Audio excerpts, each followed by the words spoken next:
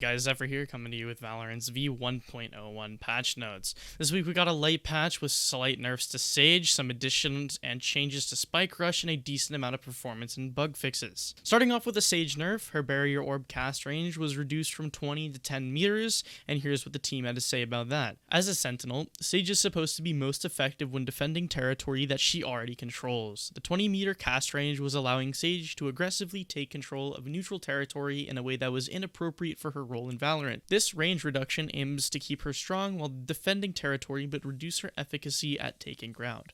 Personally, I think this is a good change. We will have to see what the rest of the community has to say about it though.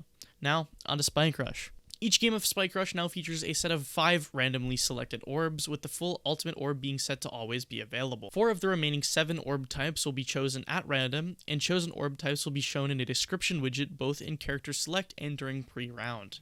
Along with that, we got 3 new orb types. First, Health Orb, which grants a team-wide instant health regen with a 20-second duration, granting 12 HP per second or 3 HP per tick. Second, Deception Orb, which applies the paranoia effect to the enemy team 3 seconds after capture. The effect lasts for 10 seconds, greatly reduces and slightly shifts vision, as well as playing fake footstep sounds and gunfire for the affected players and disabling the minimap. And last, Golden Gun, which grants the capturing player a golden gun that one-shots enemy players with 100% accuracy, while also granting the knife speed with their weapon deployed. It only has a single bullet chamber with 2 reserve rounds, and it grants an additional round when an enemy is killed. And last for today's patch notes, some minor map fixes, performance updates, and a small batch of bug fixes. As usual, I'm not going to read off the bug fixes because they're pretty minor and it would take a while. For the map changes, this patch keeps them small, with Ascent having several weapon-eating black holes patched up, and all of the maps having several callout names changed to match the terms commonly used by players.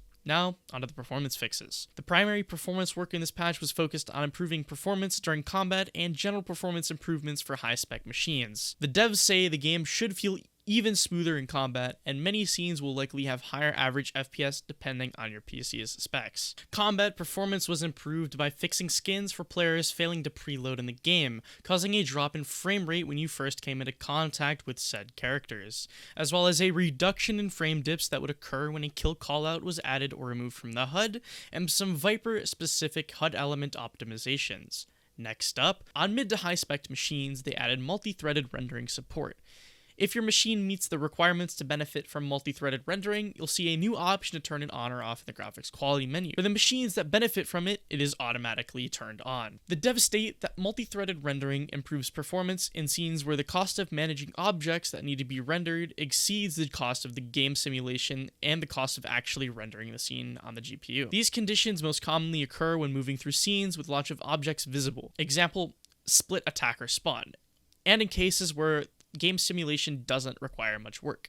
Example, practice range, out-of-combat gameplay, etc. Also, minimap vision cones have had multi-threaded support added. Minimap vision cones will now compute on another thread if possible. Large visual effects passes across all maps have been done, reducing CPU side cost of particles by allowing the GPU to do more of the simulation. And last off, they reworked client-side performance stats to include more detailed breakdown of frame times. Now, onto the quality of life changes.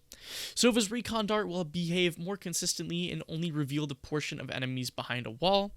Added a setting that allows the inventory to always appear. Pings will no longer draw over allies and enemies when placed behind them. Transition of out of game now shows the map you just played instead of Brimstone and Sage walking into a teleporter. In the shooting range, changing character now uses a lightweight and more performant UI than the flow going into the match. Missions on the end of game screen are now sorted by completion and by type, and last off, some minor visual improvements to the contract and battle pass rewards in the progression widget located at the top of the screen have been made. Thanks for watching this week's Valorant Patch Notes overview. As always, don't forget to like and subscribe, and hit the bell if you want to be notified when new content comes out.